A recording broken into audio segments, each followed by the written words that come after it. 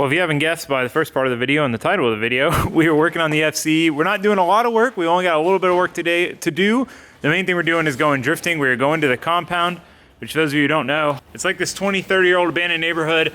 Really fun because it's really narrow and there's a really good drift section, but it is really sketchy in the sense that going off the edge of the course, the track, the road is a huge drop off. So, I mean, you board slide your car, frame rails dragging the ground, and then there's a lot of potholes and stuff. So it's one of those places you don't really want to take a nice car to, which is why we're getting the FC ready to take it there. So we get to have some fun. Ben's taking his car, some other people are taking their cars. So it'll be really fun regardless, and it's also the perfect opportunity to test out the FC because, you know, if things go wrong and something breaks, which I have a strong feeling that will happen, at least like it's a fun place to hang out and we could chill and watch everyone else drive. So that is the plan. Got a couple little things to do, load up, head to the compound. Oh, and also, if you guys if you watched the other videos on this build, we had a lot of issues with it running wrong, whatever. We found the right injector O-rings that worked for an LS1 injector into an LS2 intake, fixed our vacuum leak, check it out. This thing runs solid now.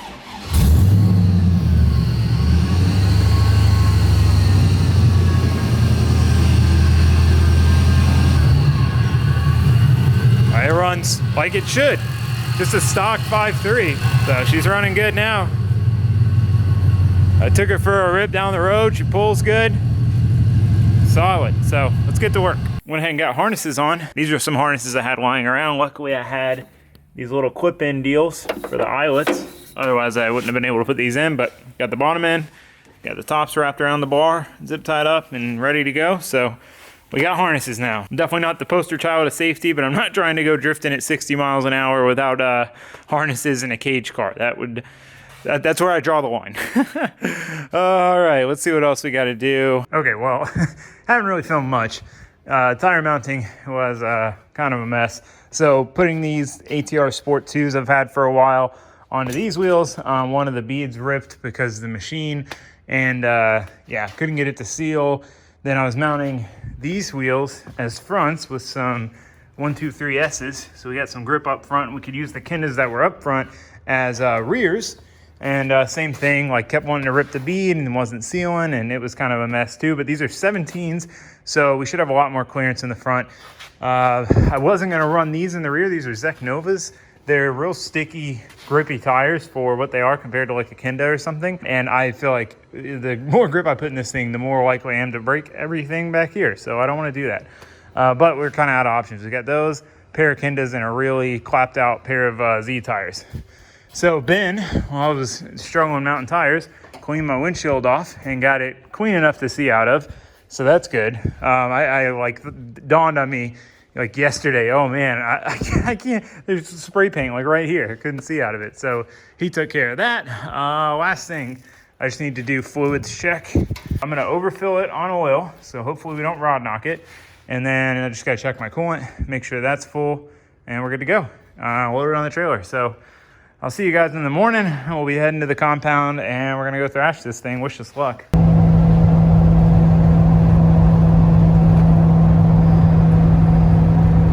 Florida wildlife, Florida wilderness, Florida nature. Hashtag gotta get over.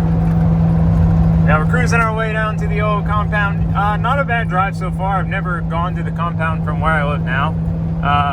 We went through St. Cloud, which I used to live there. It's kind of trip down memory lane to cruise through there, but this part of the drive is really nice. But anyway, we're almost there, about 20-30 minutes away. So we should be getting there pretty soon here.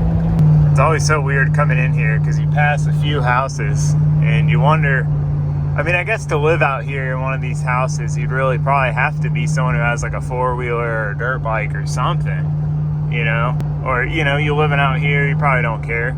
People are going out ripping. I mean, it is a good ways down this road, but still, always kind of blows my mind that this place exists and it stays so accessible. Man, are there more houses, or is it just, I haven't been here in like 2 years, so I'm not sure what to expect. It's been a while. Anyway, we're almost there.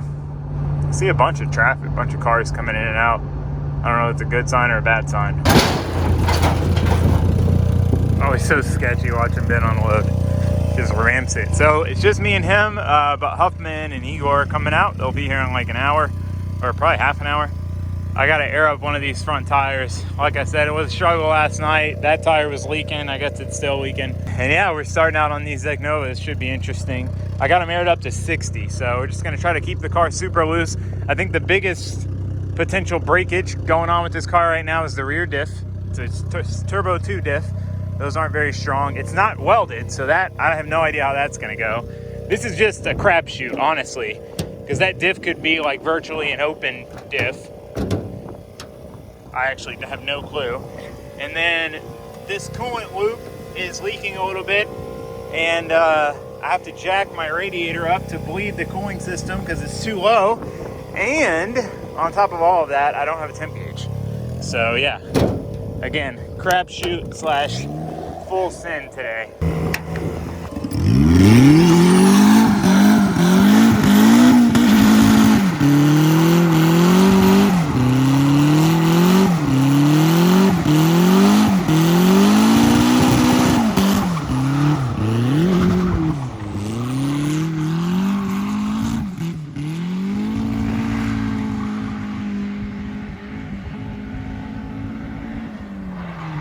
Car is definitely breaking up a little bit.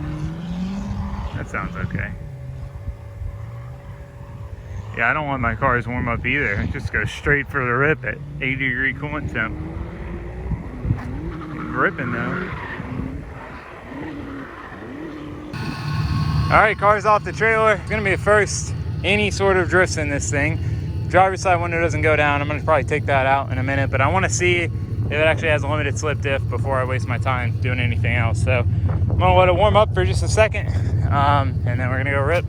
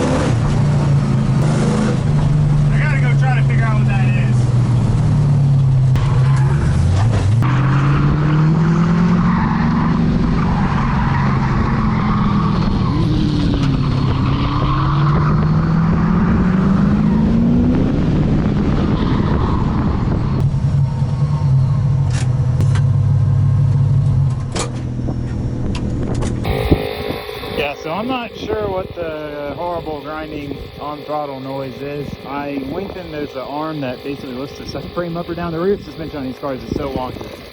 So I lengthened that because it looked like the diff was kind of at an up angle, which would make the drive shaft have to go like this. So I don't know. I put the 235 pindas I had in the front originally on. I'm airing them up to 50 just to keep the car as loose as possible until we get the feel for it and make sure nothing's going to just snap immediately. So almost there. Milwaukee pump is life-changing. Everyone should have one.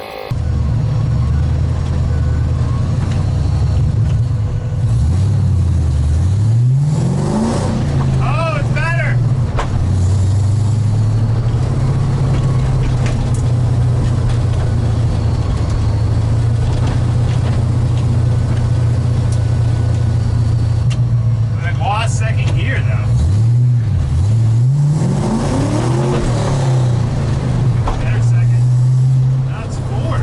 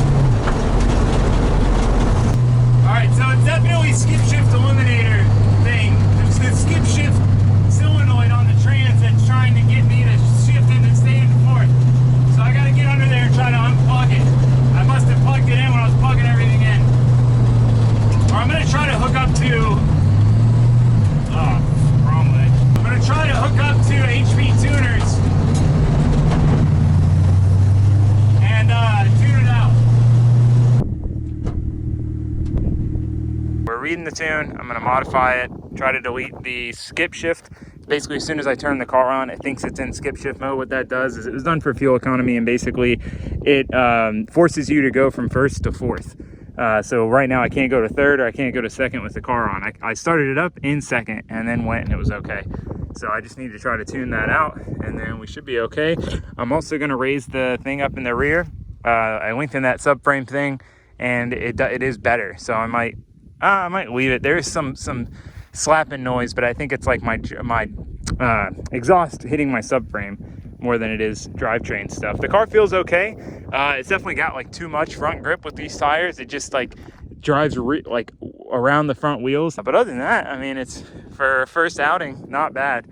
You know, I would be mad at myself for being unprepared, but the only way to prepare this car and have it working good is to come out to something like this, or I'd be wasting a bunch of time at an event. I'd go start a session, find out that noise, whatever, and not be able to fix it, and then have to wait till the next session. So it's a really good place to try to work the kinks out. All right, almost done.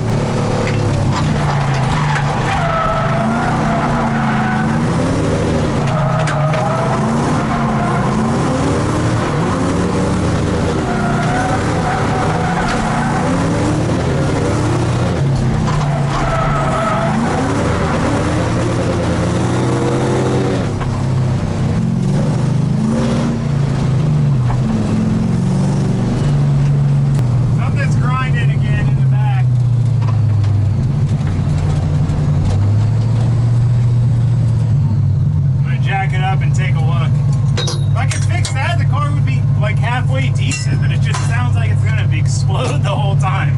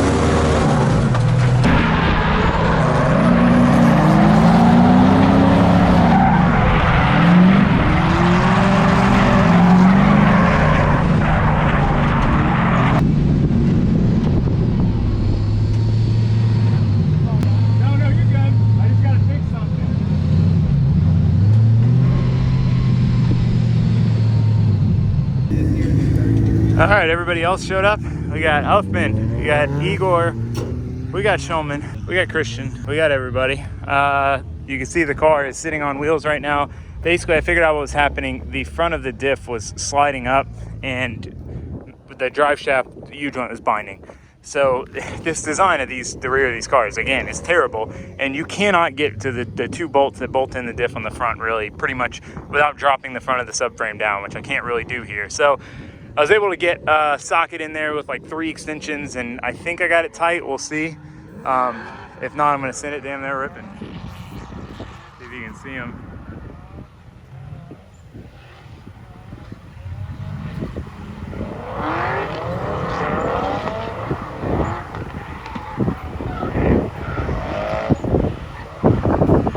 Ripping off the rip. Look at all that smoke. Nothing is ripping. Okay, back to work. Yeah. All right, I'm gonna go see if this is fixed or not.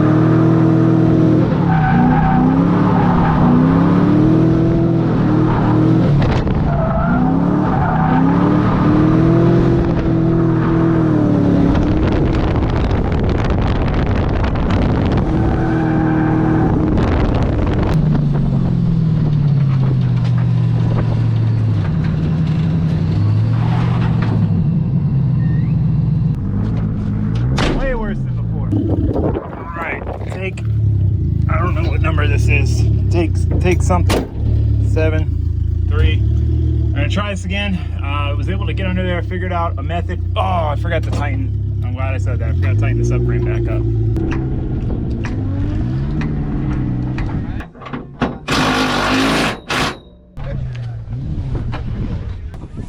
All right, well, I forgot to tighten the subframe bolts back up. I thought about it before I left, obviously, but my concern there is I checked the drive shaft clearance with them loose. Front of the drive shaft would be hanging. There would be more clearance. So I'm afraid that with it bolted up now, we're gonna be back to not having any clearance, but we'll know until we try. So just gonna give it a shot.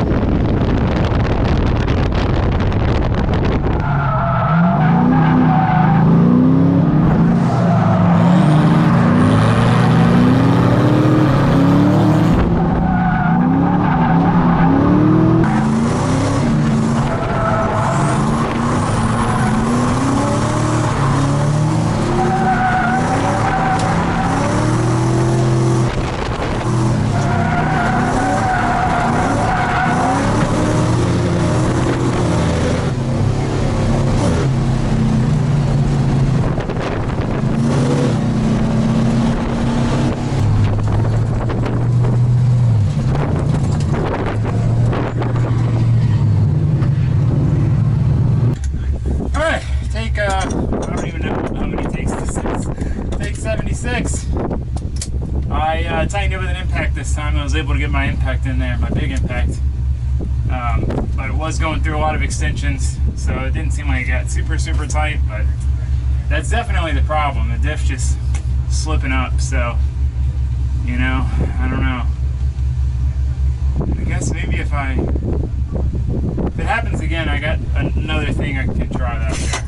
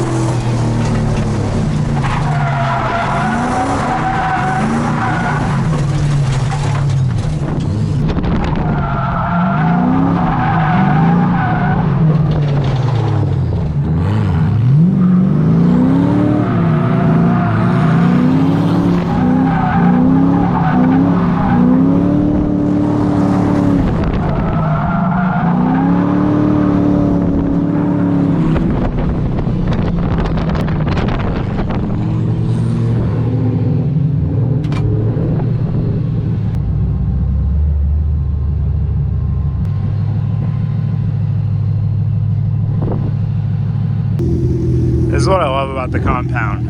Everyone hanging out, chilling. You're not in a rush to get to your session or anything. We got Bud and people in their side-by-sides hanging out to watch. Drift cars for days. So the RX7's a lot more fun to drive than I thought. Definitely, it's been a while, I think, since I've driven anything besides my Miata. And weird, because I have the tires aired way up, so the car is really loose, but like I can keep up better with it being that loose. So not better, but fine. It's like I'm used to having the grip to surge on people, but that makes it harder to stay smooth, whereas this is so loose where I can just stay in it. I don't really have to left foot brake much and then just flow. Granted, Ben's car is on junk tires too, but still, I don't know, it's weird. Kind of confusing. My one fan quit working. I don't know what the deal is. I guess I do have a multimeter. I could try to figure it out. Like I said, I don't have a coolant temp gauge. I checked it when I got back in. I mean, it was sitting for a couple minutes and it was at 200, so that's not bad. So I'm sure if it starts overheating, it'll kill power.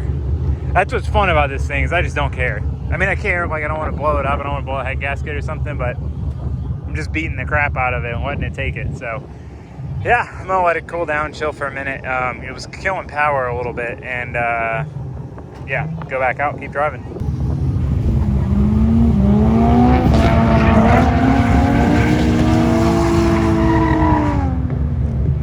You can see all the people parked over there. The only annoying thing is all these people park in here, and makes it really hard to get in and out. All right, we're gonna go back out and yeah, see what happens. Hopefully the car's not pulling power anymore. Give it some time to cool off. I do wish I had a temp gauge so I at least knew when I should get out of it.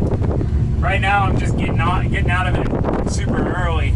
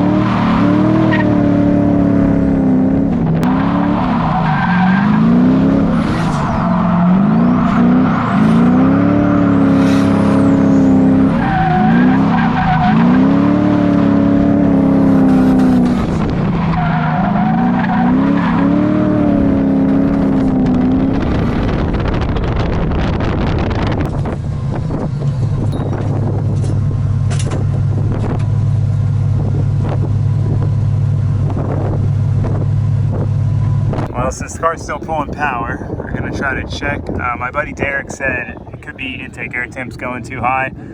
I'm gonna have to like data log it. It's just hard. There's nowhere to really put my laptop where it's not gonna go flying.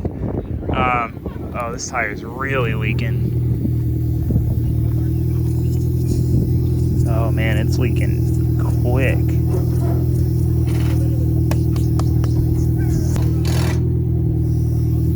Alright, well I'm gonna have to wait until I go drive to air that back up because I'm using my other fronts as rears. Anyway, I'm gonna try to figure this out. It's gotta be an IAT or something. Yeah, bone stock. Stock cam, stock everything. Stock tune. So it does all right. It's been pulling timing. I think the intake air temps are getting too hot. So it's pulling timing, so I upped it. So it won't pull timing. Ooh. I mean, that's not a spot to stop though.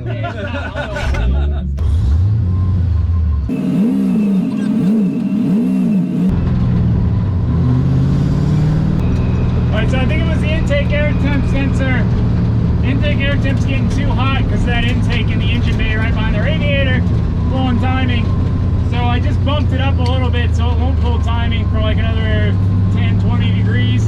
And mainly to see if that's what it is or not. If it takes longer to lose power than we know.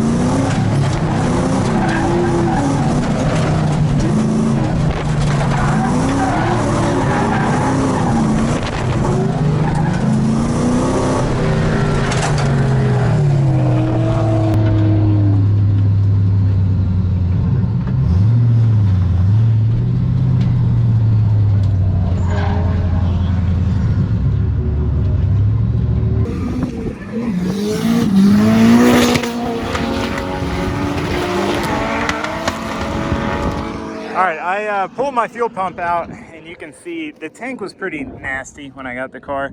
And you can see, man, that is caked. My fuel sock is coated, which I don't believe I have a spare. I could check, but I'm just trying to clean it up to go do a few more runs, fill the car out some more, have some more fun before I call it a day. So yeah, let me see if I have another one. If not, we'll just clean it up some more and shove it back in, brake clean it. All right, clean the fuel sock. I really think that was our problem. No, okay.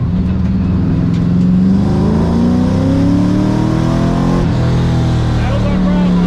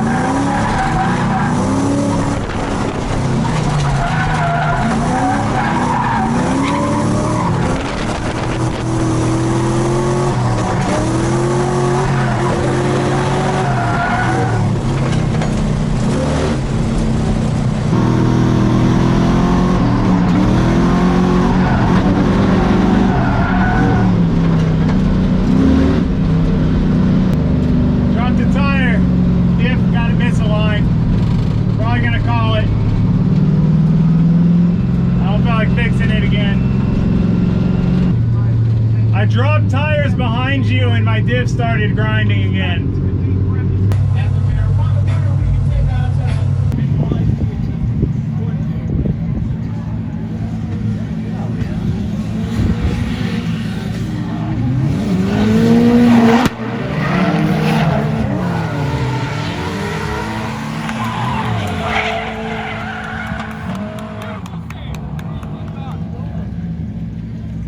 Alright, car's loaded up. We are rolling out before the mayhem ensues and we can't get out because everyone parks here. Time to hit the road. Look at all these people. This is on the exit road. All these people parked up watching the drifting. Oh, that's a tight squeeze. Look at all this. This is crazy. I've never seen this many people here spectating. Oh man, look at my face from all the dirt from under the RX7. All right, man. Hey, all in all, issues and all, and having to work on the car and all. Great first outing for the RX7. I mean, I really expected to blow the diff up or something along those lines where we would be down for the count. And you know, I was okay with that because it's the compound. The problem is if I was doing like a drift event, we have sessions, and like most events are 2, maybe 3 sessions max. So if I did a session, fixed, you know, that broke in the beginning, by the time I fixed it, session's over, go for the next session, it broke again. I mean, I wouldn't have got anywhere near as far to getting the car sorted out as I did today because, you know, I could just fix it. Oh, we're spinning tires.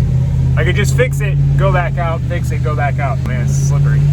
So at the end of the day, I'm really, really happy with how the car performed. The car was actually really fun to drive. I liked it a lot more than I thought I would.